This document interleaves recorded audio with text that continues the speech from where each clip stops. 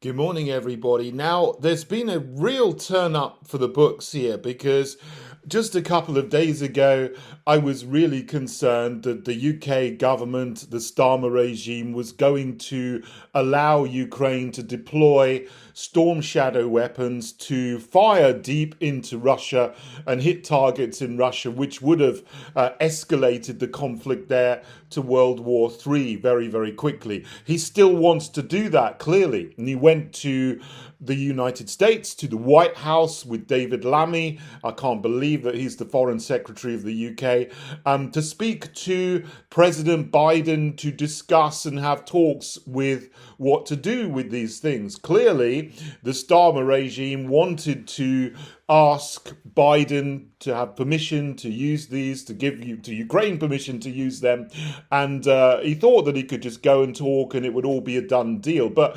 incredibly, President Biden has said no. Ukraine cannot have permission to use Storm Shadow missiles to fire into Russia. Now, the reason why he gets a veto is because there are American components within the missiles. So the missiles are British, they're constructed and built mostly in the UK, but they have American components in them.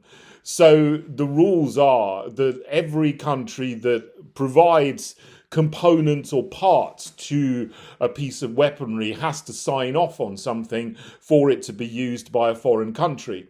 So, the UK could use them where we like, but if Ukraine wants to use them, it has to have the permission of the UK government and the US government because of the American components in it. Because you could say both countries are jointly responsible for a part of them. The UK most, but America a part of these weapons systems. So Biden has said no, that Ukraine cannot use them to fire into Russia, which is perhaps the first sensible thing that he's decided in about 4 years. I don't know why suddenly he's made a good decision here after allowing escalation after escalation in the Ukraine conflict before now, but this is, whether it's temporary or permanent, is at least a few days breathing space. Hopefully then this will become permanent. Everyone will realize this is a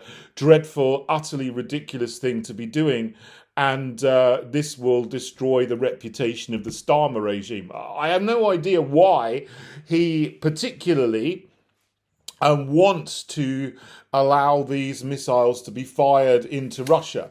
I can only assume that he's linked with the cabal that wants this to happen. But very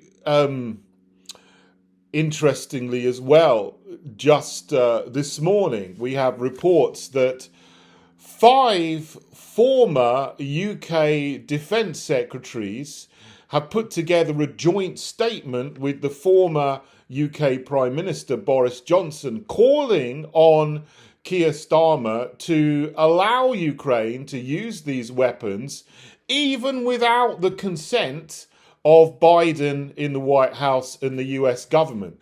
Boris Johnson's reported to have said, this is from the Standard, there's no conceivable case for delay. Well, yes, there is, because the rules of engagement of weapon systems mean that the US government has to give permission because they've got American components in the missiles. So that is the reason why there is a delay. And I hope it's not just a delay. I hope it is a decision which sticks and is permanent, because we cannot be escalating the conflict any further. It shouldn't have been escalated to now. As I've said from the very beginning, this could have ended. This conflict didn't even need to happen.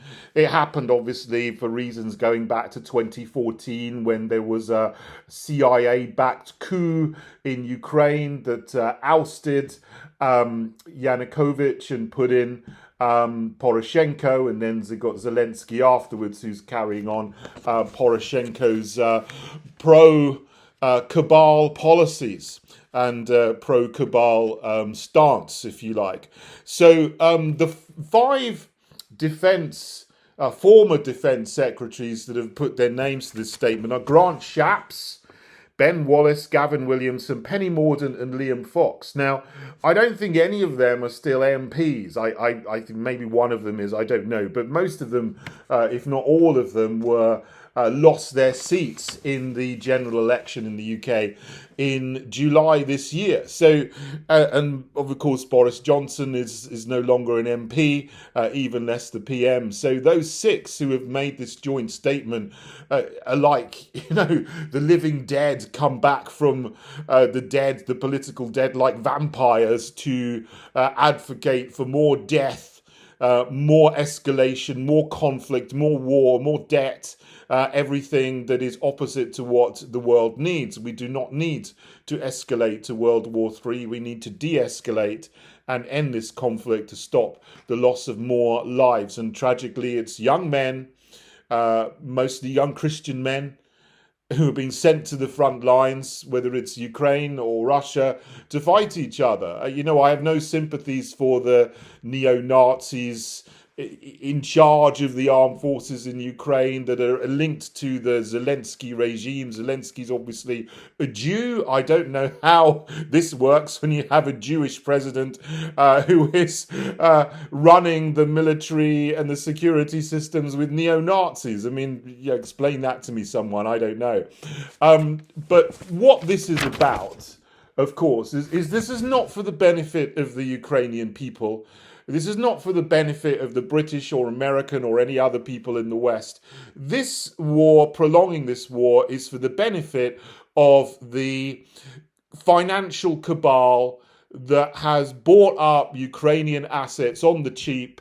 They think that they can push Russia out of Ukraine, as they say, win the war against Putin. That's not going to happen because Russia is moving gradually with increasing speed across the Donbass to take control of areas where there were always Russian-speaking, a Russian-speaking majority there in the south and east of Ukraine. So BlackRock and JP Morgan and Lockheed Martin and Boeing and the other companies that are making money from assets gathering on the cheap and selling weapons, for billions and tens of billions, hundreds of billions of pounds of profit, are going to lose big. So they are the biggest losers in this financially, but they don't care how many people die for a few greedy wicked people in the cabal to make a little bit of profit, to take some assets, to set up whatever they want to set up in Ukraine. And, they are far, far worse for the West than Putin will ever be. This is happening in eastern Ukraine. It's nothing to do with ordinary people in the West. We don't want this to continue. We want British money spent on British people, on British services, like pensioners getting their winter fuel allowance, or us having a decent energy infrastructure or a decent health service. That's what people in this country want our money to be spent on. We don't want it to be spent on prolonging a war somewhere which is of nothing to do with Britain, and I'm sure every other Western country's people feel the same. This is absolutely nothing to do with us. There's no benefit to the people in the West whatsoever. In fact, the sanctions that the idiotic governments have put on Russia are actually harming the West economically and in other ways, because energy is more expensive, because we used to buy gas from Russia at a good price, a reasonable price. It was a win-win. Russia could sell their gas, we would buy their gas at a good price, and we could heat our homes and power our industries. But the powers that be and the governments in the West and the supranational organizations like the EU have said, no, we're going to put sanctions on Russia to stop us from trading with Russia on this and that and the other. So now we have to buy fertilizer and fuel more expensively from other places around the world. It doesn't make any sense if you are sensible, but it makes sense if you are in this parasitic cabal who wants to set up their own state in Ukraine, and do what they want there with the digital currencies and digital identity, and control the minerals and control the agriculture and set up what's bioweapons labs and all of these kind of things that have been found. That's what they want to do with Ukraine, while they run down the societies and culture and economies of the West. Because the parasitic cabal does not care about the economy and the culture and the history of the countries that they've set up in, and they certainly don't care about Ukraine either. So those are the people who will lose big if they don't get the escalation that they want. So there we go. It is very, very surprising, but a piece of good news in a way, that Biden, for once, surprisingly, out of the blue, has made a good decision to prevent, for the moment anyway, Ukraine from firing British cruise missiles, Storm Shadow missiles, into Russia to destroy Russian infrastructure and kill Russian people. And let's hope that he doesn't change his mind on that.